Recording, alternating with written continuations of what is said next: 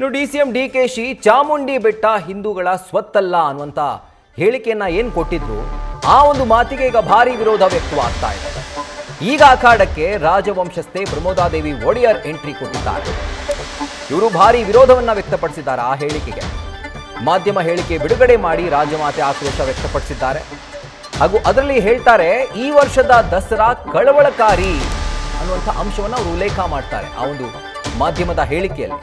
ವಿಜಯದಶಮಿ, ನವರಾತ್ರಿ ಎಲ್ಲವೂ ಕೂಡ ನಮ್ಮ ಆಚರಣೆಗಳಾಗಿದ್ದಾವೆ.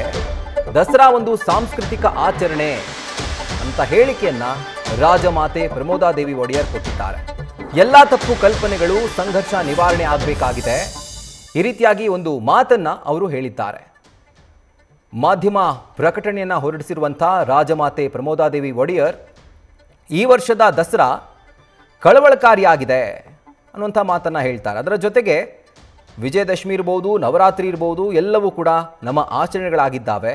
ದಸರಾ ಒಂದು ಸಾಂಸ್ಕೃತಿಕ ಆಚರಣೆ ಅನ್ನುವಂಥ ಒಂದು ಮಾತನ್ನು ಅವರ ಮಾಧ್ಯಮ ಪ್ರಕಟಣೆಯಲ್ಲಿ ಅವರು ತಿಳಿಸಿದ್ದಾರೆ. ಸೊ ರಾಜವಂಶದಿಂದ ಈಗ ಕ್ಲಿಯರ್ ಆಯಿತು. ಅಂದರೆ ಬಾನು ಮುಷ್ತಾಕ್ ಅವರು ದಸರಾ ಉದ್ಘಾಟಕರಾಗಿ ಏನು ಬರ್ತಿದ್ದಾರೆ, ಆಗಮಿಸ್ತಾ ಇದ್ದಾರೆ, ಅದಕ್ಕೆ ನಮ್ಮ ವಿರೋಧ ಕೂಡ ಇದೆ ಅನ್ನುವಂಥದ್ದನ್ನು ಈಗ ರಾಜವಂಶ, ಮೈಸೂರಿನ ರಾಜವಂಶ ಈಗ ವ್ಯಕ್ತಪಡಿಸಿದೆ.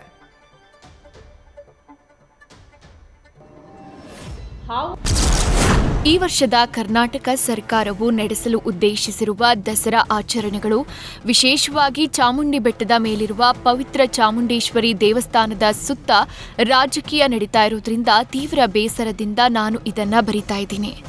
ಈ ವರ್ಷದ ನಾಡ ಹಬ್ಬ ಉದ್ಘಾಟನೆಗೆ ಆಹ್ವಾನಿಸಲಾದ ಗಣ್ಯರ ಆಯ್ಕೆಯು ಸಂಘರ್ಷದ ಅಭಿಪ್ರಾಯಗಳಿಗೆ ಕಾರಣವಾಗಿದೆ. ಚಾಮುಂಡೇಶ್ವರಿ ದೇವಸ್ಥಾನ ಹಿಂದೂಗಳಿಗೆ ಸೇರಿಲ್ಲ ಎಂಬಂತ ಅಸಂವೇದನಾಶೀಲ ಹೇಳಿಕೆಗಳು ಅನಗತ್ಯ ಮತ್ತು ತಪ್ಪಿಸಬಹುದಾದವು. ಅದು ಹಿಂದೂ ದೇವಸ್ಥಾನವಲ್ಲದಿದ್ದರೆ ಅದನ್ನ ಎಂದಿಗೂ ಮುಜರಾಯಿ ಇಲಾಖೆಯ ಅಡಿಯಲ್ಲಿ ತರ್ತಾ ಇರಲಿಲ್ಲ. ಸರ್ಕಾರದ ದಸರಾ ಒಂದು ಸಾಂಸ್ಕೃತಿಕ ಆಚರಣೆ ಅನ್ನೋದು ನಮ್ಮ ಪರಿಗಣಿತ ಅಭಿಪ್ರಾಯ. ರಾಜ್ಯ ತನ್ನ ಸ್ವಭಾವತ ಅಂತ ಉತ್ಸವವನ್ನ ನಡೆಸುವಲ್ಲಿ ಧಾರ್ಮಿಕ ಪಾವಿತ್ರ್ಯ, ಸಂಪ್ರದಾಯ ಅಥವಾ ಪರಂಪರೆಯನ್ನ ಪ್ರತಿಪಾದಿಸಲು ಸಾಧ್ಯ ಇಲ್ಲ. ಕರ್ನಾಟಕ ಸರ್ಕಾರವು ಆಯೋಜಿಸುವ ಆಚರಣೆಗಳು ಧಾರ್ಮಿಕ ಸ್ವರೂಪದ್ದಾಗಿಲ್ಲ ಮತ್ತು ಅವು ವಿಜಯದಶಮಿ ಸೇರಿದಂತೆ ನವರಾತ್ರಿ ಆಚರಣೆಗಳೊಂದಿಗೆ ಹೊಂದಿಕೆಯಾಗುತ್ತವೆ ಅನ್ನೋದು ಸ್ಪಷ್ಟವಾಗಿದೆ.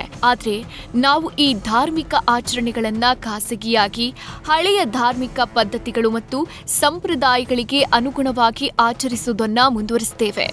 ಸರ್ಕಾರದ ಸಾಂಸ್ಕೃತಿಕ ಆಚರಣೆಗಳನ್ನ ಅರಮನೆಯ ಮುಂದೆ ಆಯೋಜಿಸಲಾಗುವುದರಿಂದ ನಮ್ಮ ಸಾಂಸ್ಕೃತಿಕ ಆಚರಣೆಗಳೊಂದಿಗೆ ಯಾವುದೇ ಅತಿಕ್ರಮಣವನ್ನ ತಪ್ಪಿಸಲು ವಿಜಯದಶಮಿಯ ಸಂದರ್ಭದಲ್ಲಿ ಶ್ರೀ ಚಾಮುಂಡೇಶ್ವರಿಯ ಉದ್ಘಾಟನೆ ಮತ್ತು ಭವ್ಯ ಮೆರವಣಿಗೆಗೆ ಶುಭ ಮತ್ತು ಸೂಕ್ತ ಸಮಯವನ್ನ ನಿಗದಿಪಡಿಸಲಾಗಿದೆ.